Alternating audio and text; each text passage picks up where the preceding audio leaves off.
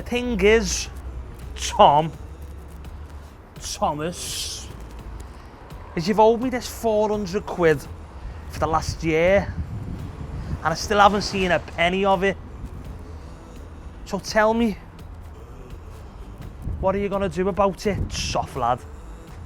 Listen, mate, you know I've had money problems. I'm in all kinds of debt. I'm trying my best. But you see, the thing is, Tom, the way I see it, is your best, it's not good enough.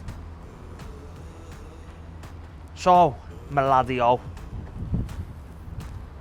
I want the money, and I want the money as soon as. So what are you gonna do about that? Well, listen, I'm gonna sort it. I promise this time it'll be different. I'll make something work. I'll fix it. The thing is, Tom, you're gonna have to fix it, because if not, we're gonna have to have a little chat again. Capiche?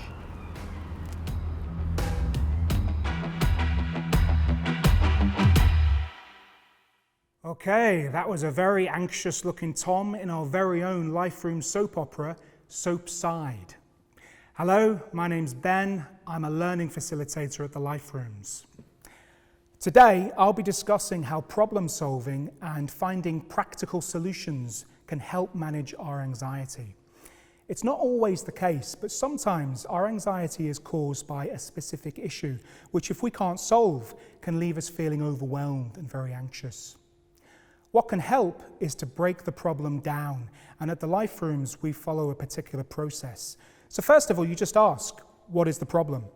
Well, as you saw in Tom's case, he owes Mark £400, which he can't afford to pay back straight away.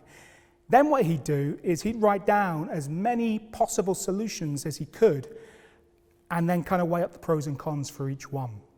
Then what he'd do is he'd look at what's the best solution and try it out, whilst also thinking about what steps are needed in order to follow that plan through. Then he'd do it, and then afterwards he'd kind of review the outcome. If it didn't work out, then he'd probably have to pick something else off the list and start over again. So if you find yourself in a situation where you've got a problem, write down as many possible solutions as you can think of. Even the weird ones, even the really far-fetched, crazy, dodgy ones. Get them all down, because that in itself can really help with anxiety, because you're kind of emptying your brain of all those ideas, and you never know, you might find a little hidden gem within that.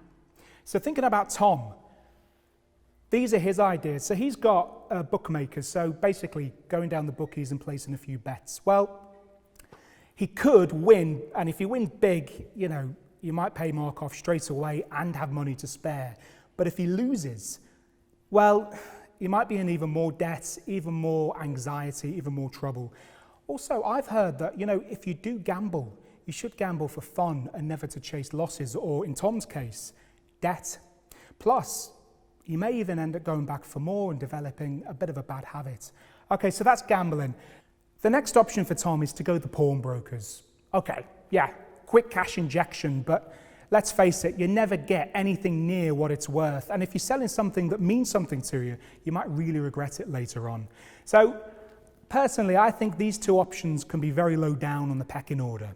Let's just hope Tom has thought of a better plan, something a bit more sensible. Let's go back to Soapside and see what Tom's come up with.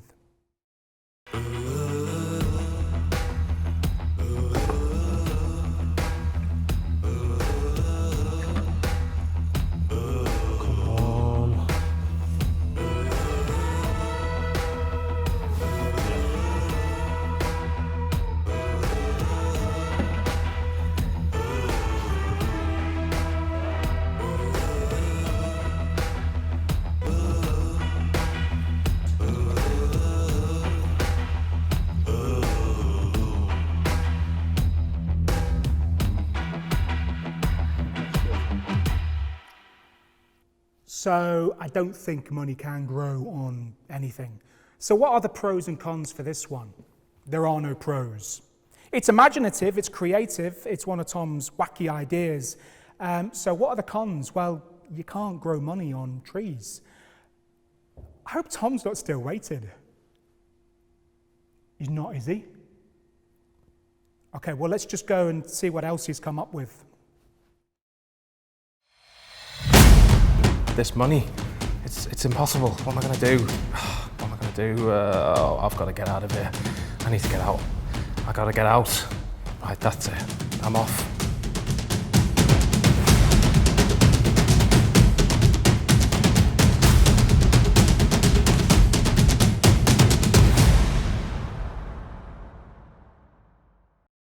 Okay, so Tom is running away from everything.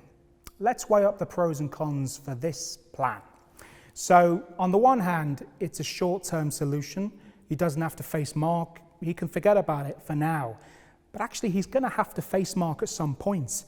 And I find that running away from problems never really deals with them because they're just waiting for you when you get back. Also, I don't think Tom can get very far as he can't afford to pay Mark £400. Okay, so we've seen some pretty out there suggestions from Tom. Let's hope that the next one really is a sensible one. Let's go back to Soapside. Champion! Get in there! Who's next to play the ping pong champion?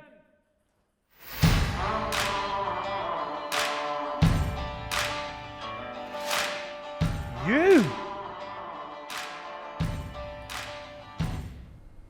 I've come with a proposal.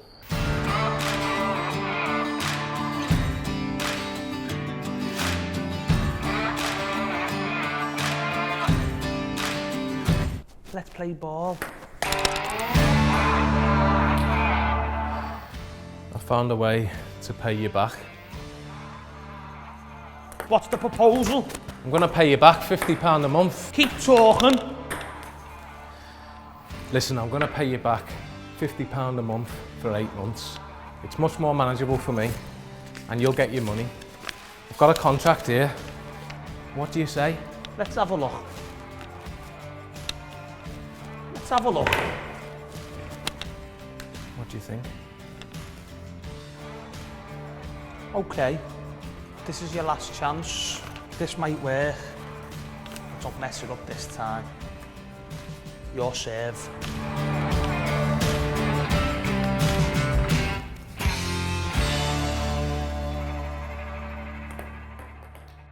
Okay, so Tom has come up with a repayment plan, which looks like a good plan, but let's just weigh up the pros and cons. So Mark could have been disappointed with not receiving all the money straight away, but he actually seems all right with it. It's kind of a compromise between the two of them. It's something they've both agreed to. Also, Tom has kind of taken control of the situation, which hopefully will alleviate his anxiety. I think this is a good one. So when you're committing to a plan, it's really important to then think about what steps are needed in order to sort of follow that plan through. So if we look at this chart, what does Tom need to do to pay this debt, to follow through this plan? So the first thing is to draw up a contract, which we saw before. Then he needs to arrange to meet Mark. Then he needs to get Mark to agree to the plan. Then he needs to go to the bank, and then he needs to set up a standing order. Okay, so in theory, if he does that, he'll be sorted. Let's go back to Soapside before I say goodbye, just to see how it worked out for Mark and Tom. Oh, hello.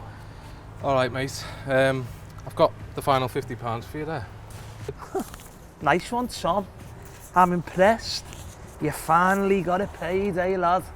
Yeah, well, I'm sorry it took so long, but I guess we got there in the end. You're all right, mate. We've got it sorted now. Fancy a chippy tea? Oh, that'd be nice. The pie dinners are on me. Come on, lad.